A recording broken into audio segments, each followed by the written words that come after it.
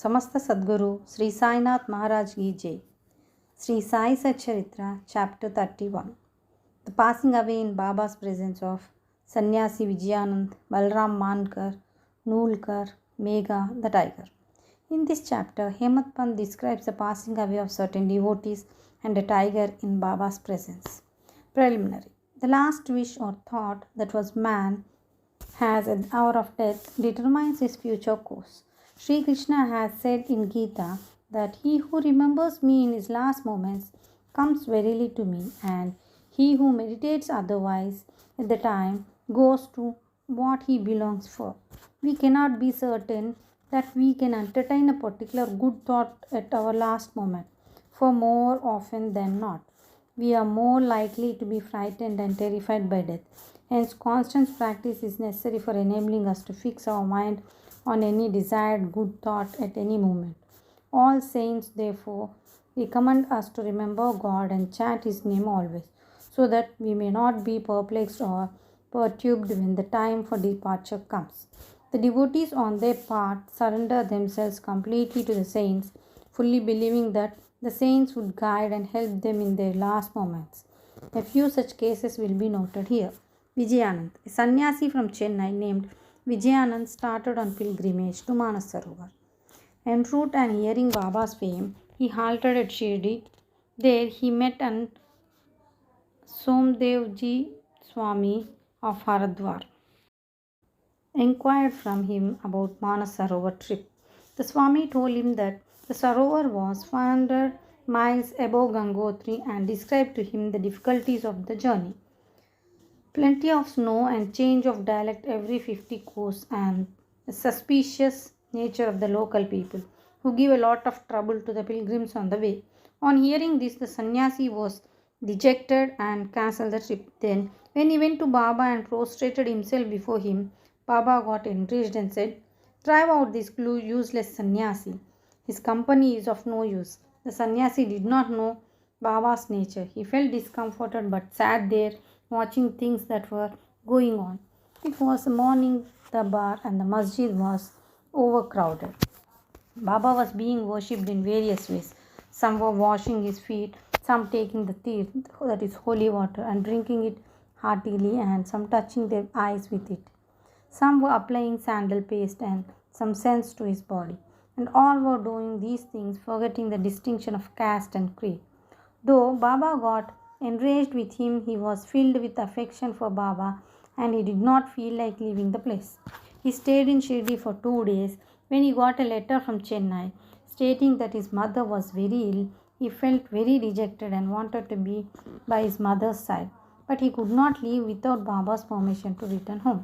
The omniscient Baba, knowing the future, said to him, "If you so loved your mother, why did you take sannyas?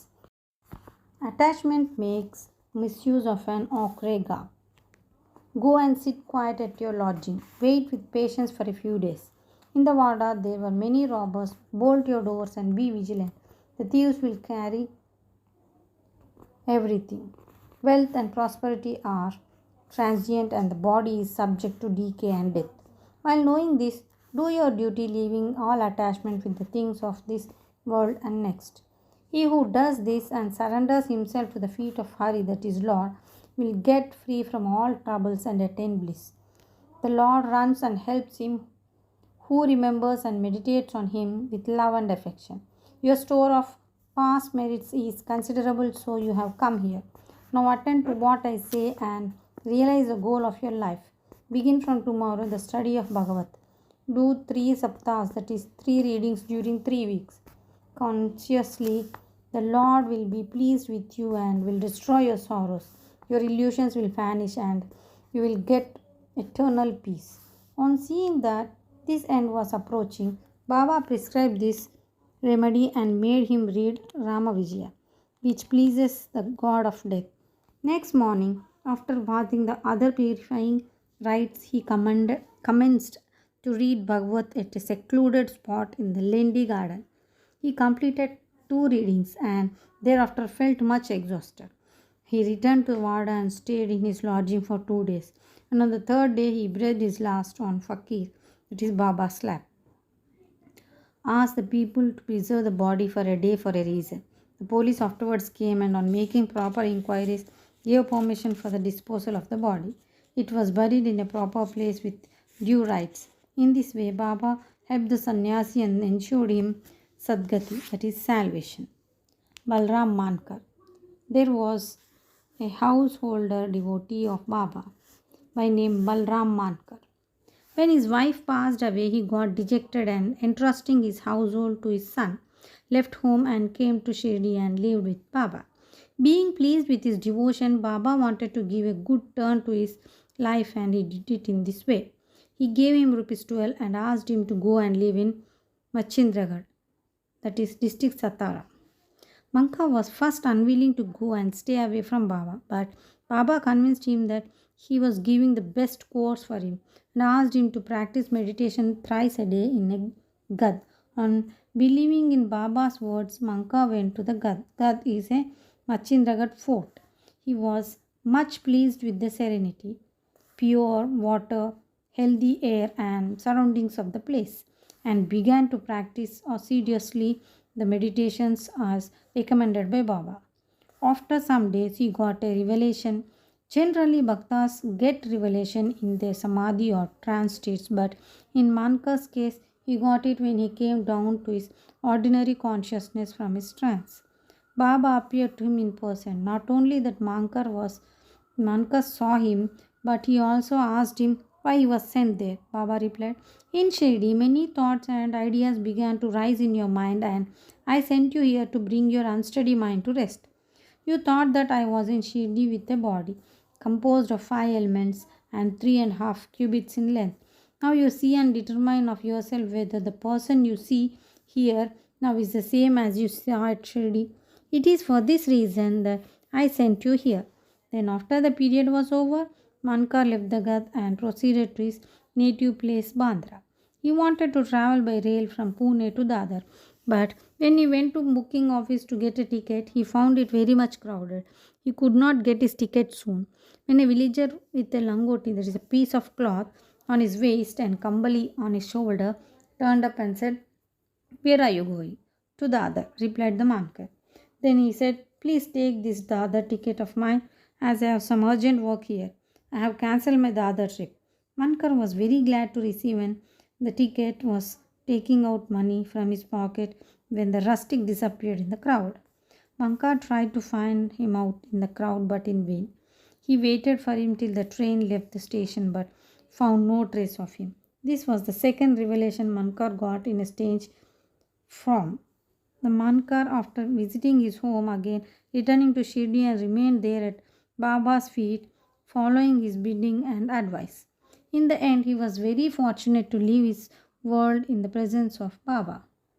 Tatya Sahib Nulkar. Hemant Pant gives no particulars regarding Tatya Sahib Nulkar except the bare mention of the fact that he gave up his ghost in Shirdi. A brief summary of his account that appeared in Sai Leela magazine is given here. Tatya Sahib was a sub-judge at Pandarpur in 1909. When Nana Sahib Chandurkar was Mamlatdar there, both met often and exchanged words. Tatya Sahib did not believe in saints, while Nana Sahib respected them. Nana Sahib often told him that the Leelas of Sai Baba and pressed him to go to Shirdi and see Baba. Nulkar finally agreed to go to Shirdi on the two conditions. First is he must get a Brahmin cook, and the second he must get good Nagpur oranges for the presentation. Both these conditions was providentially fulfilled. A Brahmin came to Nana Sahib for service and he was sent to Tatya Sahib, and a fruit parcel containing 100 beautiful oranges was received by Tatya Sahib.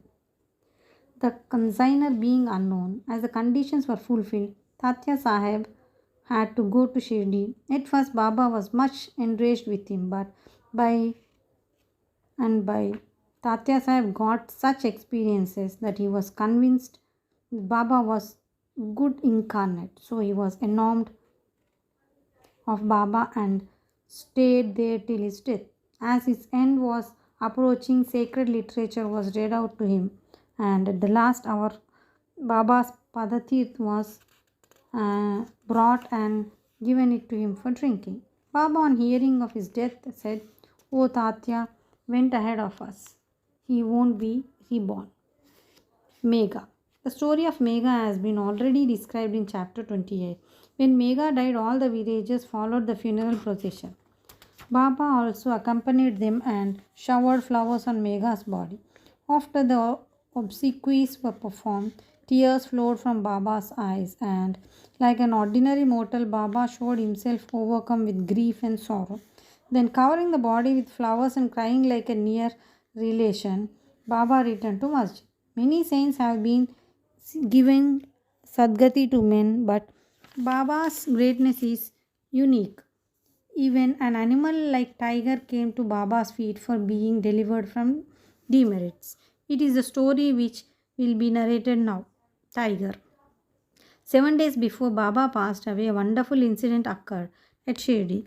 There came a country cart and stopped in front of Masjid. A tiger was on the cart, fastened with iron chains, with its agonized face turned into rare. It was suffering from some painful malady. Its keepers, three devarshis, had been taking it from place to place and making money by exhibiting. It was the means of their substances.